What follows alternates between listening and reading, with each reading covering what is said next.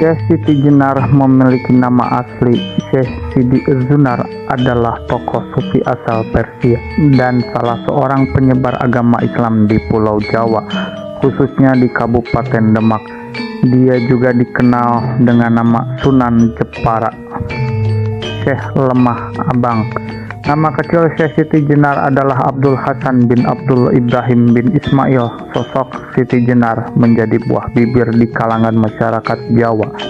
Bahkan misteri kematian dan pemikirannya dikenal di berbagai penjuru di negeri ini. Ada yang menyatakan ajaran Siti Jenar menyesatkan bagi kehidupan masyarakat Jawa, sehingga beliau dieksekusi oleh para wali yang lainnya. Misteri kematian Syekh Siti Jenar tidak kunjung selesai sampai pada hari ini mulut ke mulut masyarakat Jawa, akan tetapi meluas di lingkungan keagamaan Nusantara ini. Asal-usul serta sebab kematian Syekh Siti Jenar tidak diketahui dengan pasti karena ada banyak versi yang simpang siur mengenai dirinya dan akhir hayatnya. Demikian pula dengan berbagai versi lokasi makam tempat ia disemayamkan untuk terakhir kalinya. Bahkan Tuan Guru Fikri Juliansyah menegaskan makam Syekh Siti Jenar ada di puncak Gunung Dempo, Kota Pagar Alam, Sumatera Selatan. Dalam mitologi budaya dan sejarah jagat bersama, beliau dikenal dengan nama Puyang Ngawak Raje Nyawi. Sementara yang lain menganggap sebagai seorang intelek yang telah memperoleh esensi Islam. Ajaran-ajarannya tertuang dalam karya sastra buatannya sendiri yang disebut Pupuh, yang berisi tentang budi pekerti. Syekh Siti Jenar menurut Kiai Sahibul Fa'araj Ar-Rabbani memiliki nama asli Sayyid Hasan Ali Al-Husaini, masih memiliki garis darah keturunan Rasulullah SAW, dan setelah dewasa mendapat gelar Syekh Abdul Jalil atau Raden Abdul Jalil. Pada saat berdakwah di Caruban, sebelah tenggara Cirebon, beliau mendapat beberapa julukan: Syekh Siti Jenar, Syekh Lemah Abang, Syekh Lemah Brit, dan lainnya yang belum kita ketahui. Adapun makna julukan itu adalah Syekh Siti Jenar. Ada beberapa asumsi mengenai julukan ini yang diambil dari kata. Menurut beberapa bahasa Syekh berasal dari bahasa Arab. Bisa ditulis Syekh, Syekh atau Syekh adalah sebuah gelar bagi seorang ahli atau pemimpin atau tetua dalam lingkup muslim. Siti dalam bahasa Jawa berarti tanah, namun ada yang berasumsi kata Siti berasal dari kata Sidi yang berarti tuanku, junjunganku. Jenar dalam bahasa Indonesia berarti merah, dalam bahasa Jawa berarti kuning, kemerahan, dan ada pula yang berasumsi dari bahasa Arab jinar dengan tafsiran ilmu yang dimilikinya selalu membara semangat akan ilmu seperti api. Namun ada juga yang memudahkannya dengan menganggap hayalan yang terbakar dari kata jin, gaib, nar, api. Bahkan ada pula yang mungkin setelah melihat film Wali Songo dengan menghubungkan dengan kata jenar dalam kehidupan masyarakat Jawa. Kata jenar disebutkan untuk sebuah binatang cacing dengan ukuran sangat besar. Sunan Jepara, gelar ini muncul karena kedudukan Syekh Siti Jenar sebagai seorang sunan yang tinggal di Kadipaten Jepara. Syekh Lemah Abang, Lemah Brit, sebutan yang diberikan masyarakat Jepara karena ia tinggal di Dusun Lemah Abang, Kecamatan Keling, Lemah Brit dalam bahasa Jawa berarti tanah yang berwarna merah. Cerita kematian Syekh Siti Jenar. Pertama, Syekh Siti Jenar mangkat akibat dihukum mati oleh Sultan Demak, Raden Fatah, atas persetujuan Dewan Wali Songo yang dipimpin Sunan Bonang. Bertindak sebagai algojo atau pelaksana hukuman pancung itu adalah Sunan Kalijaga. Eksekusi berlangsung di alun-alun Kesultanan Demak. Versi ini mengacu pada serat Syekh Siti Jenar Ki Sosrowijoyo Kedua, Syekh Siti Jenar dijatuhi hukuman mati oleh Sunan Gunung Jati. Pelaksana hukuman atau algojo tak lain adalah Sunan Gunung Jati sendiri, dengan tempat eksekusi di Masjid Cipta Rasa, Cirebon.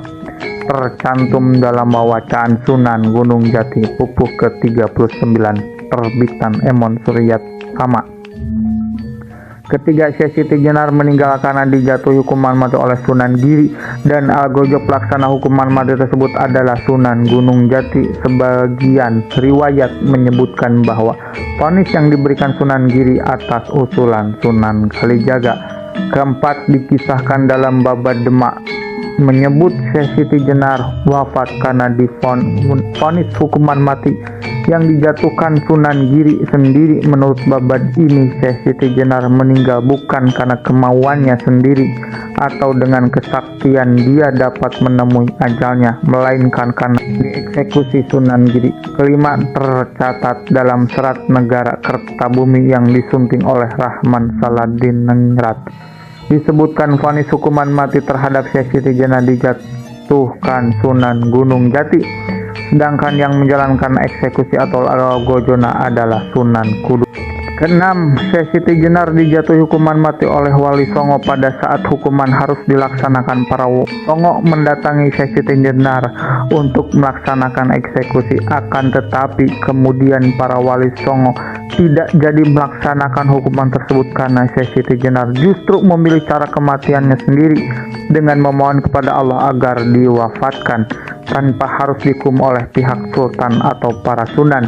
Sekaligus Syekh Siti Jenar menempuh jalan kematiannya sendiri yang sudah ditetapkan Allah Subhanahu wa Ta'ala. Konon saat menjalani hukuman mati, Syekh Siti Jenar tidak langsung meninggal dunia. Menurut kisah rakyat, Syekh Siti Jenar sempat 4 kali hidup dan mati setelah Kristi Kantanaga menghujam tubuhnya. Syekh Siti Jenar diperkirakan berasal dari Baghdad dengan aliran Syiah Muntadar. Dia kemudian menetap di Pengging, Jawa Timur, dan di sana Syekh Siti Jenar mengajarkan agama kepada Ki Ageng Pengging, Kebo Kenongo, dan masyarakat sekitar. Namun ajaran Syekh Siti Jenar tidak disetujui para Wali Songo lantaran Syekh Siti Jenar menganggap dirinya menyatu dengan Tuhan. Memang menurut literatur ajaran Syekh Siti Jenar sangat sulit dibuat kesimpulan apapun lantaran belum pernah diketemukan ajaran tertulis yang membuktikan bahwa itu tulisan Syekh Siti Jenar, kecuali menurut para penulis yang identik sebagai penyalin yang berakibat adanya berbagai versi yang berkembang di masyarakat. Tapi suka atau tidak suka, kenyataan yang ada menyimpulkan bahwa Syekh Siti Jenar dengan falsafah atau faham dan ajarannya sangat terkenal di berbagai kalangan Islam, khususnya orang Jawa, meskipun dengan pandangan berbeda-beda.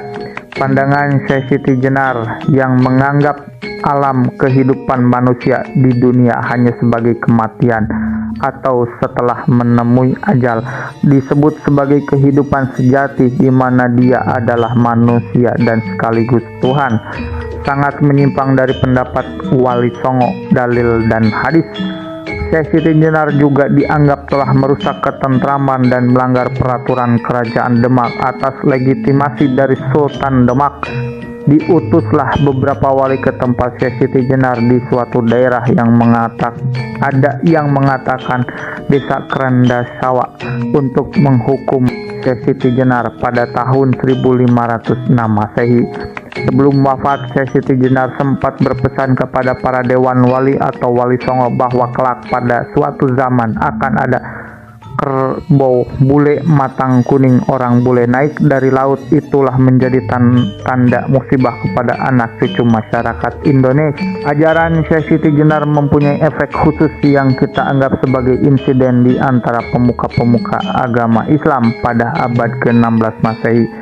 Sebab ketika itu lambat laun banyak orang-orang mengaji tasawuf hakiki mengikuti ajaran Syekh Siti Jenar.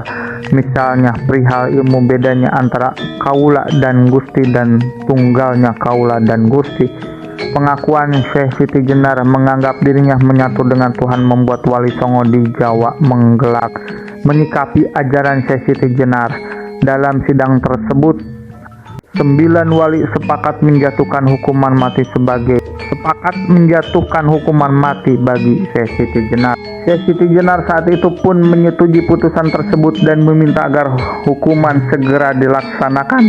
Saat itu berdasarkan kesepakatan para wali, yang bertindak sebagai algojo adalah Sunan Kudus dengan Rizky Kantanaga yang diberikan oleh Sunan Gunung Jati. Eksekusi